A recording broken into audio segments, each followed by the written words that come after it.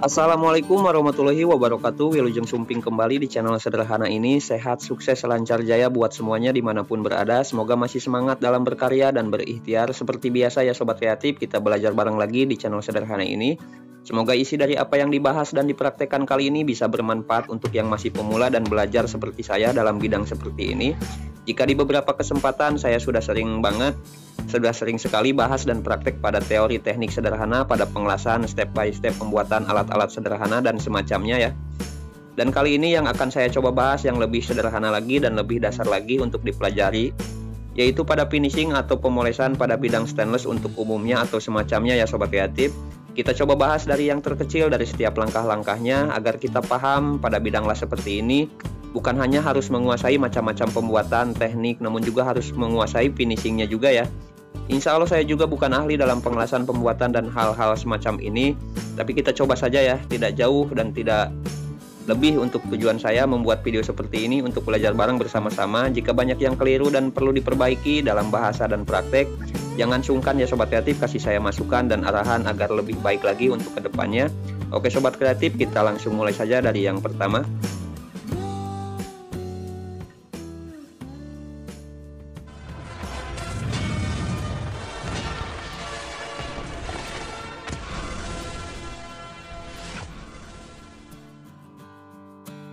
Oke dan baiklah Sobat Kreatif, di sini saya akan coba awali dengan langkah-langkah untuk memulai sambungan las pada bahan stainless, dan ini hanya cara yang biasa saya lakukan pada pekerjaan saya. Mungkin akan berbeda dengan yang lainnya ya, tapi insya Allah untuk tujuannya sama pada akhirnya. Saya sudah siapkan di sini dua produk yang berbeda dengan fungsi yang hampir sama pada logam dan lainnya ya. Yang pertama ada produk Ekstrasil namanya Polish Engine ya. Dan yang keduanya saya juga siapkan langsol seperti ini, kalau di tempat saya biasanya disebut batu hijau.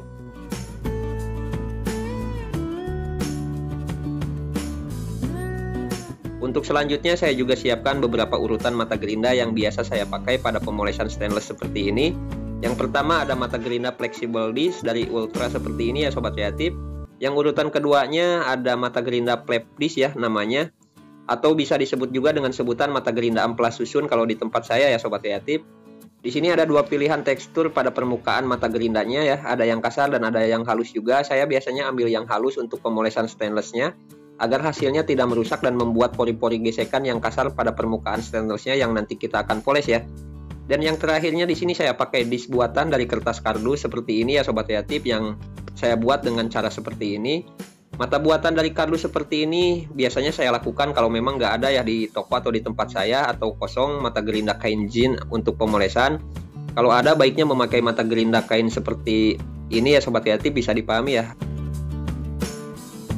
Oke baiklah Sobat Kreatif, kita mulai saja dari langkah pertama pada pemolesannya. Mata gerinda fleksibel yang sudah disiapkan saya akan urutkan pada langkah pertama prosesnya ya, karena mata gerinda ini difungsikan untuk meratakan bekas lasannya. Seperti mata grinding well ya, hanya untuk fleksibel disc lebih ke tujuan meratakan lasan dengan pori-pori yang teratur, kecil dan halus ya Sobat Kreatif. Untuk pemula yang sama seperti saya yang baru belajar, usahakan untuk mengendalikan mata gerinda di proses pertama. Untuk mengikuti jalur lasannya jangan dari bagian samping, karena biasanya akan membuat gelombang di bagian kedua sambungannya ya. Jangan terlalu ditekan juga, ikuti saja alurnya agar tidak merusak dan membuat jalur yang acak pada bekas gesekan mata gerindanya. Berbeda dengan yang sudah ahli ya Sobat Kreatif, yang sudah sering dan terbiasa dengan mengendalikan gerinda tangan seperti ini, memulai dari mana saja hasilnya akan baik insya Allah. Karena ini cara khusus pemula ya, ada baiknya memakai cara seperti ini untuk memulai dan membiasakan. Baiklah, untuk proses meratakan bekas lasannya sudah dilakukan. Sekarang kita lanjut pada proses penghalusan langkah kedua dengan mata gerinda amplas susun. Untuk prosesnya bisa disamakan ya dengan yang pertama dengan mengikuti jalur dan bekas gerinda pertama. Karena langkah kedua ini fungsinya untuk menghaluskan pori-pori dari bekas gesekan gerinda yang pertama, dan sekalian juga meratakan bagian yang terlewat dari proses yang pertama ya Sobat Kreatif.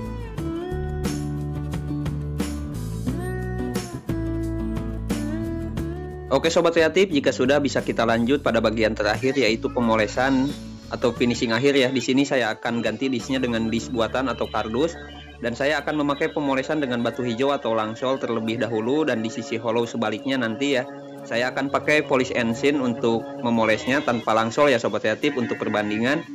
Baiklah, dan untuk memakai disk kardus seperti ini, bahkan mata kain juga posisikan berdiri tegak dan perlahan ya Sobat Kreatif, karena proses ini hanya untuk mengkilapkan dari kikisan rendah yang disebabkan dari efek langsolnya yang diratakan dengan gesekan panas di keduanya ya. Kenapa harus memakai kardus atau kain? Karena bahan ini cukup tahan akan panas tanpa harus membuat cacat pada bahan stainlessnya, bisa dipahami ya Sobat Kreatif.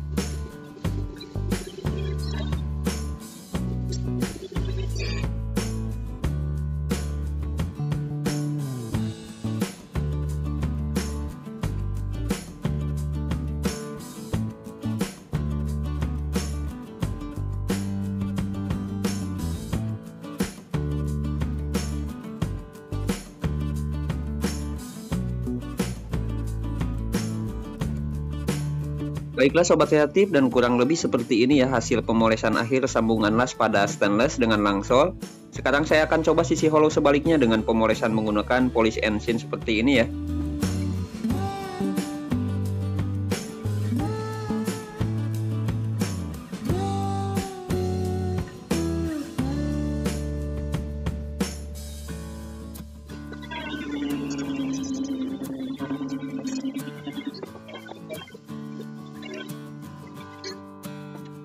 Baiklah, di sini saya sudah poles dengan cara dan langkah yang sama dengan yang pertama pada sambungan stainlessnya. Hanya di sisi hollow yang ini saya memakai polish engine. Untuk hasilnya bisa kita lihat di sini ya, tidak merata dan kurang maksimal dibandingkan dengan pemolesan yang memakai langsol. Dan itu disebabkan karena polish engine ini atau pasta ini tidak punya kikisan pada permukaan hollownya seperti dengan langsol ya, yang mempunyai kikisan rendah pada permukaan yang dipolesnya. Jadi kalau saya sedikit kategorikan, polish engine ini lebih ke perawatan mengkilapkan kembali hasil yang sudah jadi seperti pada pelek mobil, motor, pagar stainless yang sudah kusam dan lainnya ya Sobat Kreatif. Untuk kepemolesan bekas las-lasan semacam langsol kurang efektif ya, terkecuali untuk keperawatannya, karena pasta dari polish engine ini bekerja sebagai penghilang noda di berbagai jenis material logam. Bahkan jika media yang berkarat mau dipoles dengan polish engine ini harus dibersihkan terlebih dahulu sebelumnya ya Sobat Kreatif. Di sini saya akan coba dengan bahan yang berbeda untuk sedikit memperlihatkan cara kerja polish engine ini seperti apa ya. Baiklah, dan untuk caranya kita bisa oleskan pada bagian yang kotornya secara merata, lalu kita gosok perlahan namun teratur ya Sobat Kreatif seperti ini. Jika pasta sudah berubah sedikit hitam, berarti noda yang menempel sudah terangkat ya pada medianya.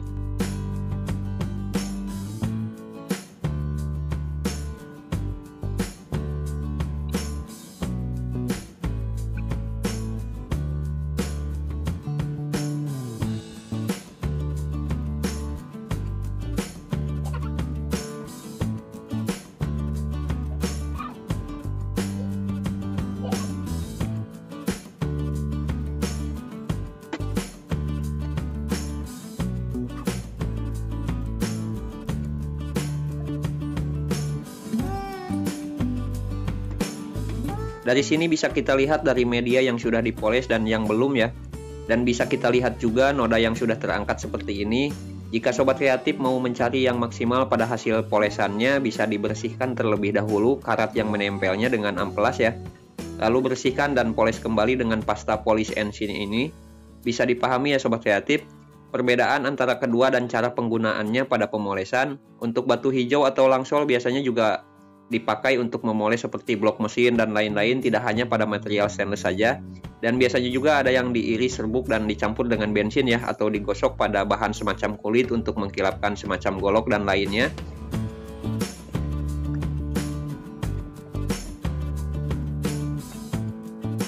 Baiklah Sobat Kreatif, dan yang terakhir hal sederhana yang bisa saya infokan adalah dari pemilihan amplas. Kadang-kadang banyak orang yang belum tahu antara amplas khusus media kering dan amplas khusus media basah ya. Di sini saya sudah siapkan dua tipe amplas dari Ultra. Tipe pertama yang berwarna hitam bagian belakangnya ini tipe fleksibel ya Sobat Kreatif, yang berbahan kertas latek atau silikon. Amplas yang cocok buat media basah ya. Dan yang kedua yang warna kuning tipe HAR yang berbahan kertas kerajinan, amplas yang cocok dipakai untuk media yang kering. Jika kita menghaluskan media yang membutuhkan kelembaban seperti penghamplasan dempul pada sebuah bodi mobil, kita harus pilih amplas yang fleksibel ya, yang didesain agar tahan terhadap air. Kalau kita pakai yang khusus amplas media kering mungkin akan tetap bisa dilakukan ya, hanya akan cepat rusak karena bahan kertas yang dipakai pada amplasnya tidak akan tahan lama terhadap air. Intinya keseluruhan info ini agar kita bisa sesuaikan media, bahan, alat, dan lainnya dengan peruntukan dan desainnya ya Sobat Kreatif, untuk agar kecepatan dan kerapihan selaras dengan hasilnya. Oke, dan baiklah Sobat Kreatif, kurang lebih seperti itu sedikit info dan pembahasan yang saya bisa praktekkan di kesempatan kali ini. Sangat sederhana, sangat sepele dari apa yang diperlihatkan ya.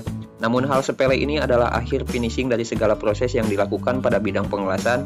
Jika hal ini dilewatkan tanpa dipelajari, maka tidak ada akhir memuaskan dan keindahan dari setiap proses yang dilakukan. Untuk melihat lebih jauh dan luas, tentunya kita paham kemampuan pada manusia, namun kebanyakan manusia selalu kalah dan susah ya tanpa bisa memperluas kemampuannya. Karena umumnya manusia selalu lupa dan tidak tahu kalau musuh sebenarnya adalah malas. Assalamualaikum warahmatullahi wabarakatuh.